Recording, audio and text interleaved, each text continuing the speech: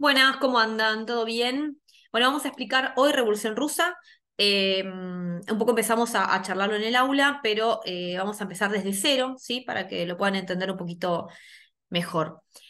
¿Por qué estudiamos Revolución Rusa? Bueno, porque fue una revolución llevada a cabo en 1917 por un grupo de trabajadores, los llamados bolcheviques, trabajadores lectores, no todos por supuesto, pero sí las cúpulas, los dirigentes de aquel ideólogo del socialismo científico, Karl Marx.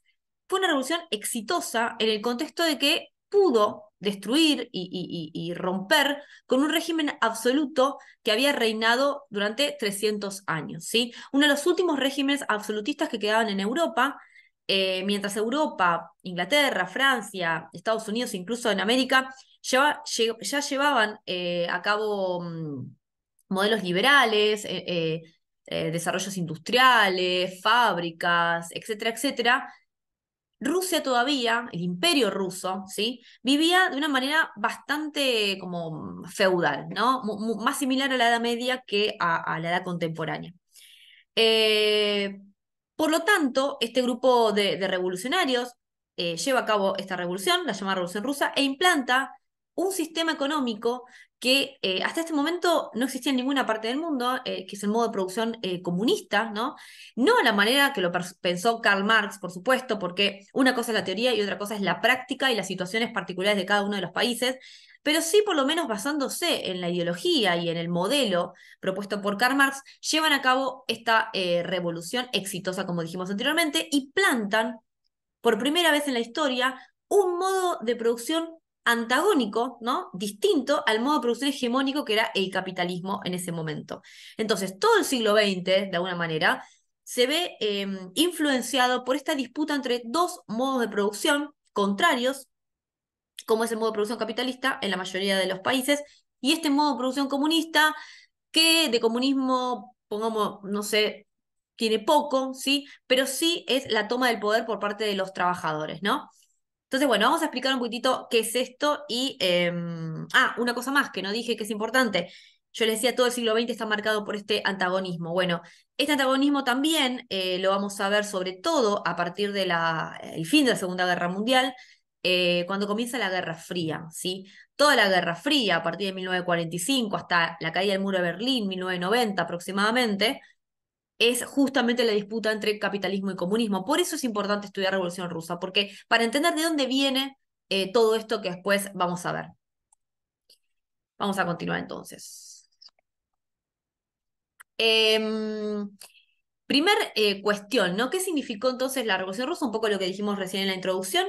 Significó un cambio radical en un régimen absoluto, ¿sí? Autárquico de la familia Romanov, ¿no?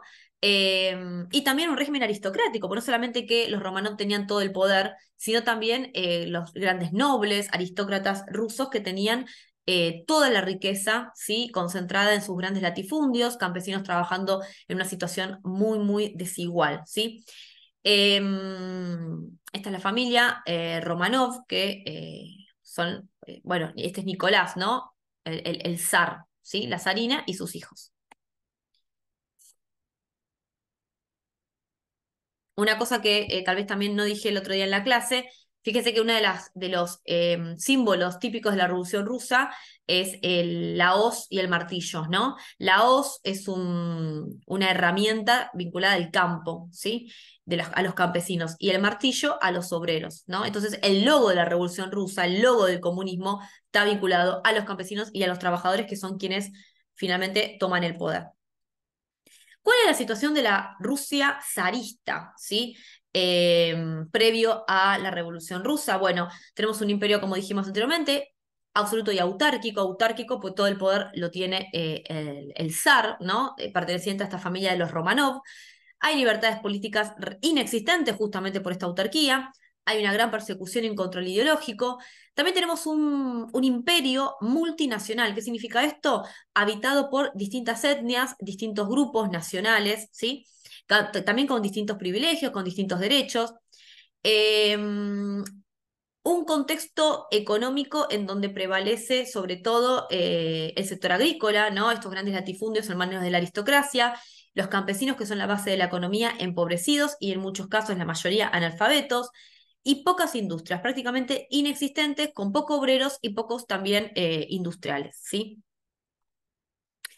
¿Cuáles son las ideologías que se van a dar o van a surgir en este contexto, contrarias al régimen imperial, ¿no? Contrarios al absolutismo? Bueno, por un lado tenemos al populismo, que surge más o menos a partir de 1900, ya cuando los ánimos empiezan a estar cada vez un poquitito más caldeados.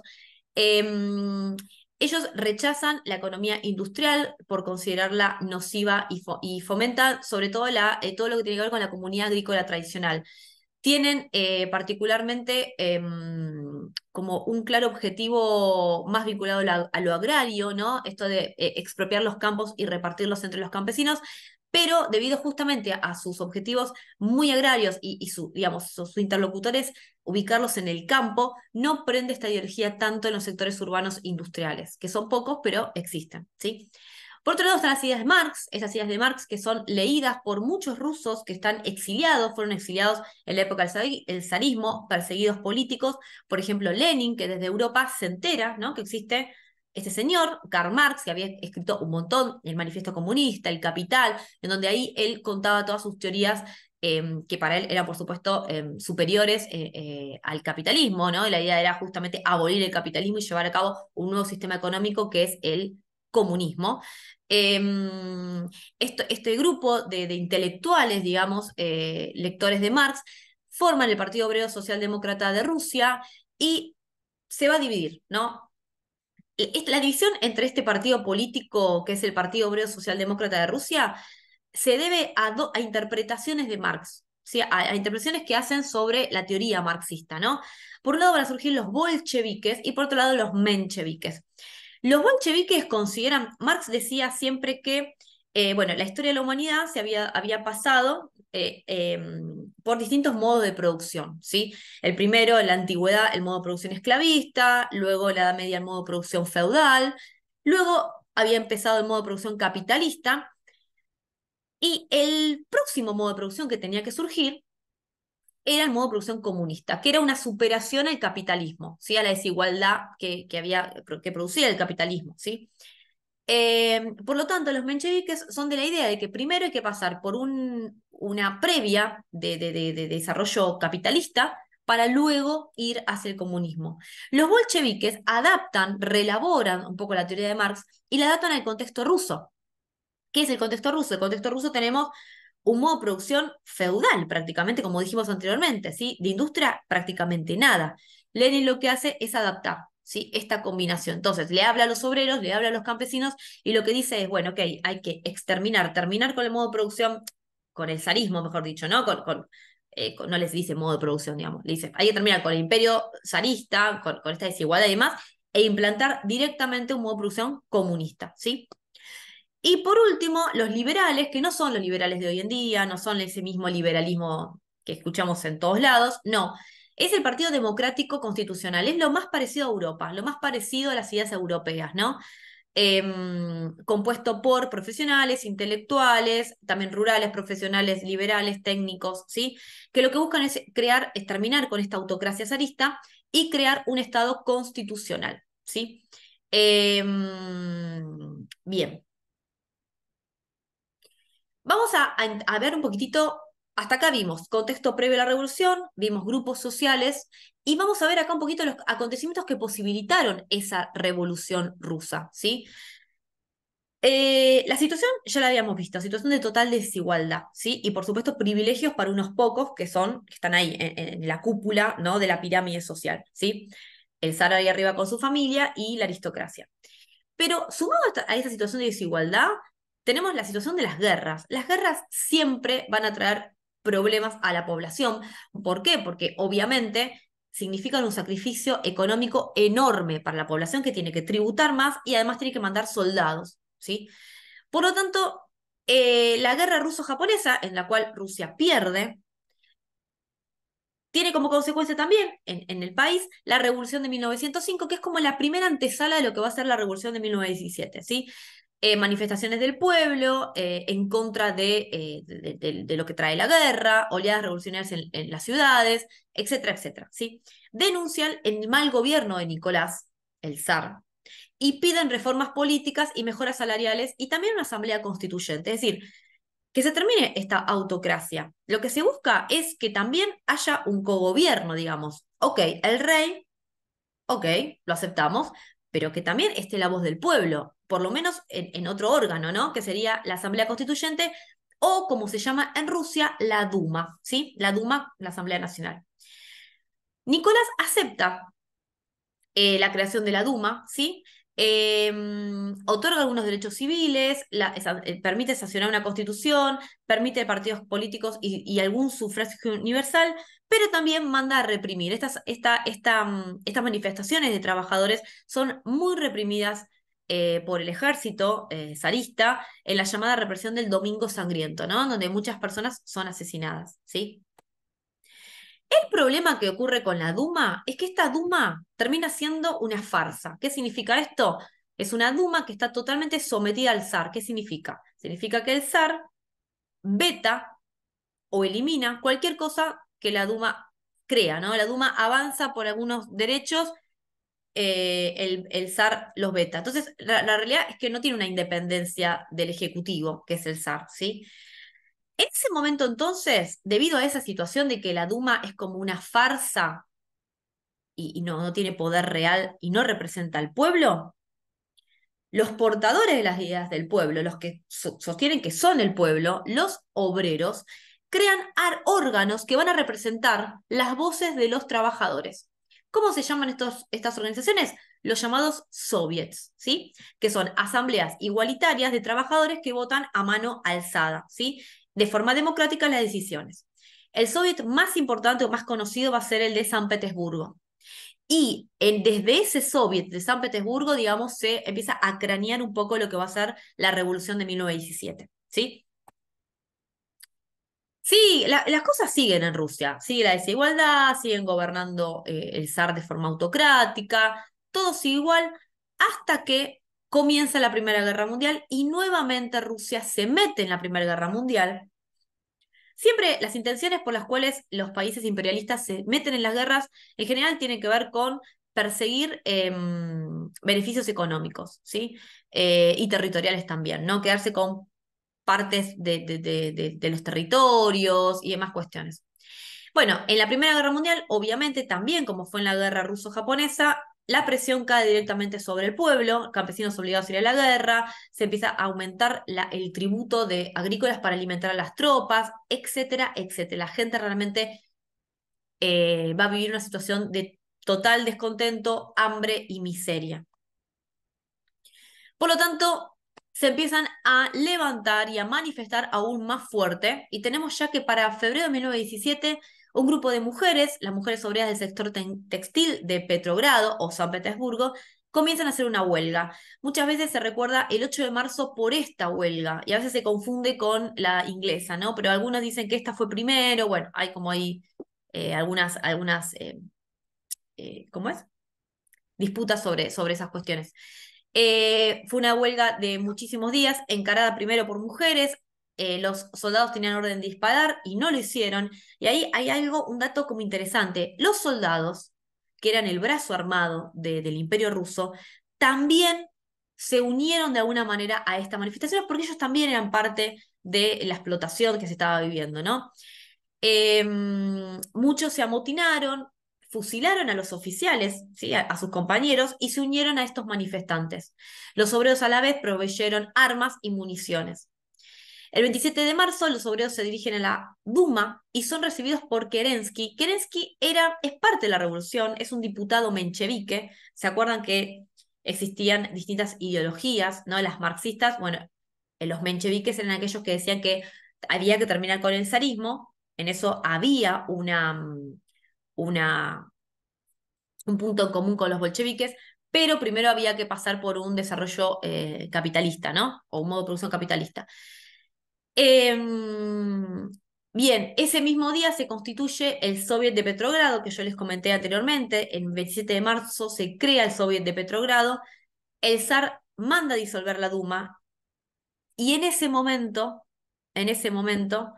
se establece un gobierno provisional en donde ya el zar cae. Estamos hablando de marzo del 17, el zar cae, ¿sí? Y surge un gobierno provisional integrado básicamente por burguesía liberal y también por estos diputados mencheviques, ¿sí? Este gobierno provisional va a gobernar en una especie de doble poder junto con los soviets. ¿Por qué? Porque los soviets no reconocen al gobierno provisional. Como no reconocían primero a la Duma, tampoco van a reconocer al gobierno provisional burgués. Gobierno provisional burgués, Soviet de Petrogrado son como un doble poder que van a gobernar en paralelo y lo único que tienen en común es que quieren terminar con el zarismo, ¿sí? Que lo logran, pero es lo único que tienen en común. Bueno, acá está un poco el paso a paso de lo que es. A mí no me interesa que sepan exactamente esto, por supuesto, pero bueno, un poco para saber cómo fue toda esta época, estos meses. En abril, Lenin regresa al país del exilio. Él venía mucho organizando todo desde afuera. Acusa al gobierno de colaborar con los países capitalistas en una guerra imperialista con fines de rapiña. Acá, obviamente, Lenin deja bien en claro, todavía está la Primera Guerra Mundial llevándose a cabo, por supuesto, deja bien claro su idea de la guerra es una guerra burguesa, llevada a cabo por imperios capitalistas. Nosotros los obreros no tenemos nada que ver con esto, ¿no? En junio, los bolcheviques tratan, perdón, de tomar el poder, pero no lo logran, ¿sí? Ahí queda como la revolución bolchevique medio frustrada, ¿sí? Pero continúan arengando insurrecciones populares. En julio la situación se tensa cada vez más, hay tres grupos claramente diferenciados. Por un lado la derecha conservadora, los monárquicos, representados por este príncipe eh, con nombre impronunciable, que son básicamente los que defienden al zarismo. Acuérdense que el zar ya ya renunció y se escapa con la familia, ¿no? Se trata de ir, ¿sí? Después tenemos los partidarios del gobierno provisional, que son algunos mencheviques y también algunos burgueses. Y por otro lado están los bolcheviques. Entonces tenemos como tres grupos, ¿sí? La derecha conservadora que quiere volver al zarismo, el gobierno provisional, que es el que está gobernando actualmente, y los bolcheviques que no reconocen al gobierno provisional y ellos dicen que gobiernan sobre los trabajadores, sobre los obreros. Revolución. Finalmente la revolución se lleva a cabo en octubre de 1917. Toman el poder los bolcheviques, toman el Palacio de Invierno, que es la sede del gobierno provisional, sacan a ese gobierno provisional que ellos sostienen que no debería existir, y comienza a generarse lo que es la dictadura del proletariado, lo que Marx había pedido, ¿no? O decía que tenía que darse, esta toma del poder por los trabajadores en una dictadura del proletariado, que luego daría paso a la sociedad comunista sin Estado, decía Marx. Bueno, acá lo que terminó pasando en la Unión Soviética, básicamente, es que quedó siempre la dictadura del proletariado. Nunca se llevó a cabo el paso siguiente, que era establecer una sociedad comunista, ¿sí? Bueno, lo primero que hace Lenin cuando toma el poder, Revolución Rusa, bolchevique, toman el poder, sacan a los mencheviques, el zar ya se había ido, los bolcheviques salen a buscar al zar, lo matan, ¿sí? Ahí bien súper violentas son las revoluciones estas. También a los hijos, bueno, muy, muy violento. Lo primero que hace Lenin, que es la cabeza de esta revolución, es declarar la paz con Alemania, retirar a Rusia de la guerra, firma un pacto como de fin de la guerra, que es el pacto Brest-Litovsk, en donde Rusia se va de la Primera Guerra Mundial, ¿sí? Expropia todas las tierras el Estado, ¿no? Bolchevique, expropia, le saca todas las tierras a esta aristocracia y comienza a dársela a los campesinos, ¿sí? De forma equitativa. Muchos de estos grandes aristócratas se tienen que fugar, emigrar, escaparse como puedan de esta violencia. Se van a Europa, ¿sí? Por lo tanto, imagínense cuando los europeos empiezan a ver lo que está pasando en Rusia, el miedo de que algo similar ocurra en sus países, ¿no? Bueno, nacionaliza bancos, escuelas, fábricas, separa la iglesia del Estado y prohíbe las huelgas. Como dice, bueno, ya está, listo. Ya llegamos, estamos los obreros acá en el poder, ya no hay más huelgas. Se crea el Consejo de Comisarios del Pueblo, presidido por Lenin y por 5 bolcheviques. Control de los obreros sobre las fábricas. Los obreros van a ser los que tengan el control de las fábricas que tengan más de 5 empleados. Y también le da como igualdad étnica a todos los grupos étnicos que vivían en este imperio ruso, ¿sí? Esto va a traer obviamente una gran oposición, oposición que va a venir de todos lados. Están los bolcheviques solitos tratando de mantener esto, ¿sí? Y ahí empieza lo que es la guerra civil. La guerra civil se da entre el gobierno bolchevique y grupos opositores rusos. Por un lado tenemos los mencheviques, los liberales, los conservadores monárquicos, y a eso se suma todo lo que es países extranjeros. Francia, Inglaterra, Japón, Estados Unidos, todos en contra de estos bolcheviques. Entonces acá se da lo que se llama la guerra civil entre rojos y blancos, ¿sí? El ejército rojo obviamente son los bolcheviques y el ejército blanco son todos los demás, ¿está? Incluso algunos obreros que también desconfiaban de los bolcheviques. Por lo tanto, a los bolcheviques se les pone bastante complicada la cosa. Finalmente la guerra civil finaliza, dejando al país recontra dañado, súper, súper dañado. Los bolcheviques logran mantenerse en el poder, ¿sí? y echar a este ejército blanco. El gobierno instaura un régimen de partido único, que va a ser el Partido Comunista, que va a gobernar de manera dictatorial al país. Y fíjense algunas de las medidas que fue tomando Lenin mientras vivió, ¿no? Lo primero que hizo fue, en 1918, implementar el comunismo de guerra, porque para enfrentarse a todo este ejército blanco necesitaba, obviamente, recursos, ¿sí? Este comunismo de guerra fue terrible, porque fue fue más violento y más, eh, como de extraer, ¿cómo se dice? Eh, bueno, más duro para los campesinos y obreros que tenían que tributar, más duro y más violento que el zarismo. Eh, por lo tanto, la gente no estaba para nada de acuerdo, fue el llamado comunismo de guerra, sí, que no funcionó. Entonces, Lenin ahí en ese momento se da cuenta, en 1922, que tiene que flexibilizar un poco y crea la llamada NEP, Nueva Política Económica, que era una economía mixta, una mezcla de privada y estatal. Trotsky, que era como un poco la mano derecha de Lenin, va a criticar esta medida, va a decir, esto es como un capitalismo prácticamente, un capitalismo de Estado, o sea, bueno, pero es que Lenin, frente a esa situación, algo tenía que hacer. ¿Qué significa la NEP? Es que los campesinos trabajen, y digamos, produzcan, y el Estado le compre esa producción. De esa manera, el campesino gana plata y va a tener más ganas de producir, porque si simplemente es el Estado se queda con su producción, el campesino, ¿por qué va a esforzarse? ¿No? Entonces, un poco de una mezcla de capitalismo también dirigido por el Estado. Bueno, por eso puse yo, se creía que el incentivo de la ganancia impulsaría la producción. 1923 se crea la URSS, Unión de Repúblicas Socialistas Soviéticas, obviamente se llama soviética porque viene de los soviets, que eran estos primeros órganos igualitarios de obreros. En 1924 muere Lenin y ahí empieza la puja por el poder entre Trotsky y Stalin. Finalmente gana Stalin, que comienza una purga total a cualquier opositor. Trotsky se tiene que emigra, se tiene que ir del país, se escapa a México y en México es asesinado también por gente que manda Stalin, ¿no? Y ahí empieza una dictadura totalitaria que va a durar 60 años, un Estado muy fuerte, controlando absolutamente todo, un único partido, el Partido Comunista, dominando absolutamente todo, ¿sí? Al día de hoy, algunos historiadores sostienen que, bueno, por supuesto, el gobierno de Stalin se considera un genocidio, al igual que fue el nazismo en Alemania y en Europa, eh, porque produjo la muerte de millones de personas, de campesinos y trabajadores. Y también algunos dicen que, de alguna manera, el hecho que existiera en el mundo durante tantos años un régimen económico contrario al capitalismo, hizo que el capitalismo en algunos momentos fuera un capitalismo más humano, más igualitario, como es, por ejemplo, a partir de la década del 30, estos estados liberales intervencionistas, en la década del 40, estados benefactores, ¿no? Un poco para evitar el avance del comunismo, el capitalismo tenía que seducir a su gente, ¿no? Entonces, fue bastante como humano en algunas políticas sociales, ¿sí? Así que, bien, espero que les haya gustado, que lo hayan entendido y cualquier cosa seguimos en clase. Saludos.